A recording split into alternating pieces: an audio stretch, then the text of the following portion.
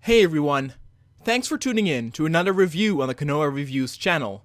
This will be the last video that was meant originally for the Looping Reel Gaming channel, and from here on out, there will be only videos specifically produced for this particular channel. I'll be doing these reviews on a pretty relaxed tempo. Because of that, please do not expect a new review every week. I aim to probably do about 2, 3, or maybe 4 videos per month. Please let me know if there's any particular game, both old or new, that you want me to review. I already had requests to take a look at some of the older Battlefront games. Leave a suggestion of a game you would like to see reviewed in the comments below. Thanks! Sony has been killing it this console generation, with their first-party studios providing high-quality gems like Uncharted 4, Horizon Zero Dawn, and now, also God of War. With graphics that are unmatched on the console, a production value that's through the roof, new combat mechanics, and a large open world with a brand new setting to explore, this might be the best God of War yet. First off, it has to be said that I never was a big fan of the earlier God of War games. I owned the first one, and though I appreciated some of the grander scale of enemies and backgrounds, the story did not hold up to much, but more importantly, I did not care anything for Kratos. I don't mind playing as a character who's a jerk, but the way Kratos sometimes did things made him look like such a douche that I immediately was put off to root for this character. That is not the case at all with this entry, which continues Kratos' legacy while still feeling like a brand new storyline. Though playing, or at least knowing, the premise of the God of War games before this one is not required, it does bring certain weight to references and twists brought forth in this game. Where Kratos was first portrayed as a heartless brute, here Kratos suddenly gets confronted with the weight of emotions as he and his son Atreus start their quest to ascend the mountains to spread the ashes of his recently deceased wife. Though Kratos is still portrayed as an angry character, one can see he is much older and that instead of vengeance being his motivation in the earlier parts, he just wants to be left alone with his family in this one. There are subtle hints to pick up here, as Kratos warns an intruder to back off and even takes 2 hits before being forced to intervene. When Atreus feels sad or depressed, one can see Kratos trying to comfort him, but realizing that he does not know how to deal with those emotions. Though it is not much, it does add some well-deserved depth to this character and makes him more likable while still keeping him a cold-hearted figure. The story that unfolds could be seen as relatively cliché, as one might expect the two characters' bonds to strengthen over time, and therefore not too many surprises can be noticed here. But it is the production value of the cutscenes and voice acting, including a new one but oh so fitting for Kratos, that make it to where you still get swooped up in the storyline that you have seen multiple times before, but not yet in this particular setting. And speaking of the setting, that is also a nice change, as instead of Greek mythology, we delve into Norse mythology, including gods and fairy tales, and all the creatures that brings with it. This is even strengthened more by a very impressive graphics engine. God of War might be the prettiest game on consoles so far.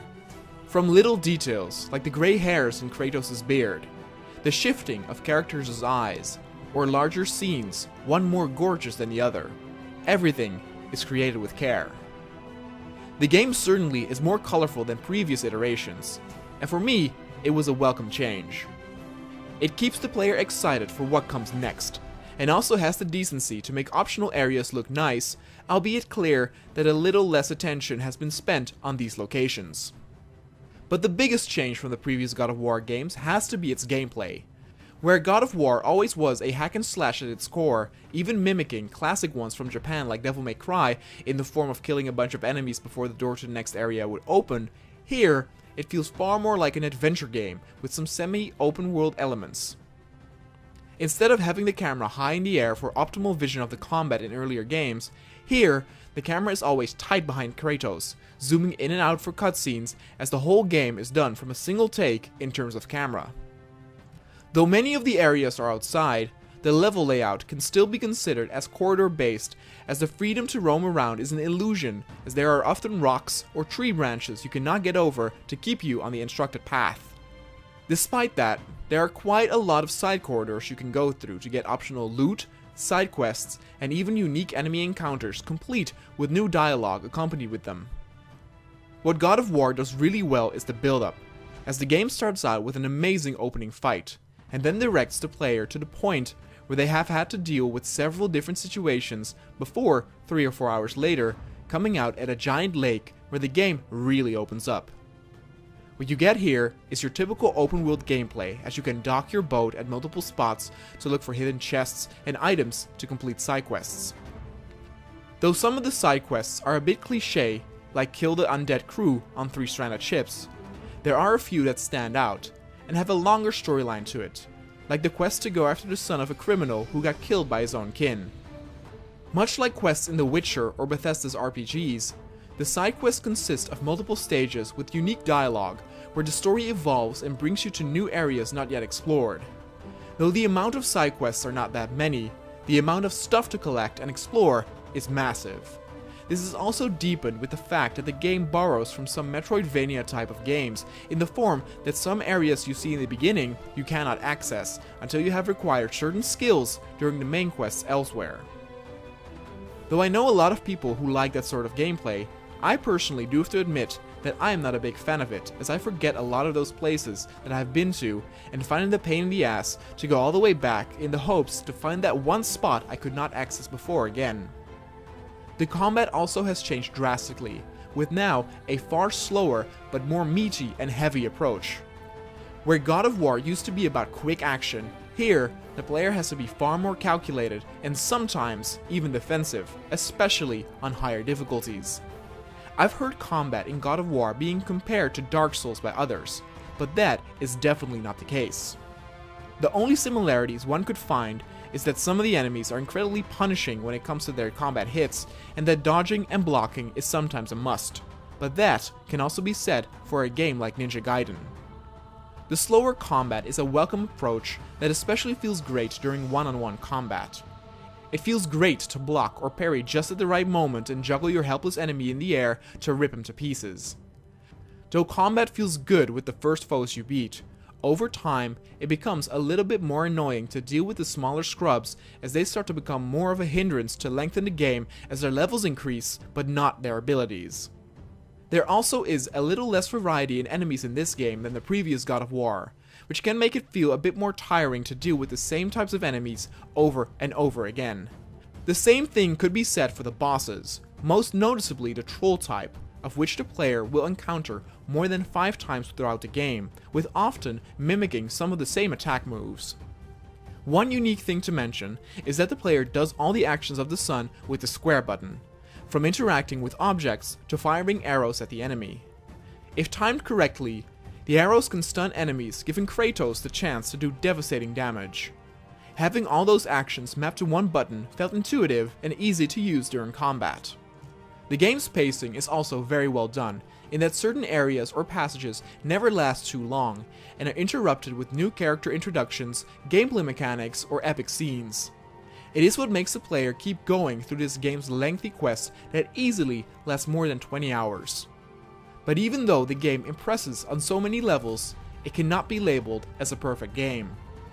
Though its production quality is stellar, there are still moments, few in between, where something might glitch, like an enemy being thrown against an invisible wall, or your son Atreus suddenly appearing at the side of your screen to keep up with the player. These are minor things that don't ruin any of the fun or immersion necessarily, but are points that need to be mentioned when dealing with such an impressive spectacle of a game. Another minor point of critique is that during the main story, a certain character's personality changes drastically. Though the reason for this change is logical and results in the story taking some interesting turns, the abruptness of which this character change happens is staggering.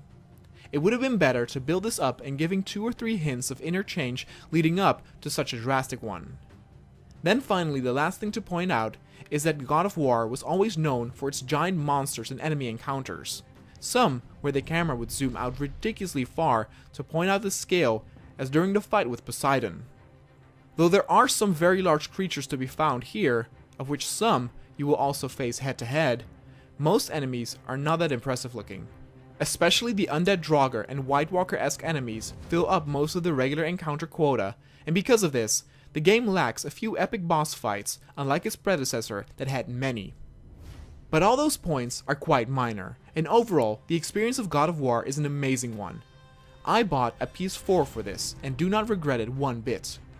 I put in over 25 hours to complete it, with most of the side quests done, giving me the feeling I got my money's worth out of it.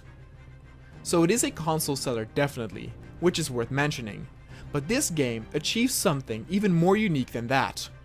By being more story driven with a new change of setting and gameplay, it achieves to pull in people who never were interested in God of War before. I know I'm not the only one who did not feel much for the franchise during its PS2 or PS3 era, even though the games were very popular. But it was this new route that pulled me in, and it is amazing to see the results of Sony letting their first party developers having their space and time to create these epic adventures. God of War is a game that can easily be put in the same collection with classics like Uncharted and Horizon, and is on the forefront almost as a spokesperson of what the PS4 can bring. It is a product to be proud of, and the perfect time to jump in if you had your doubts.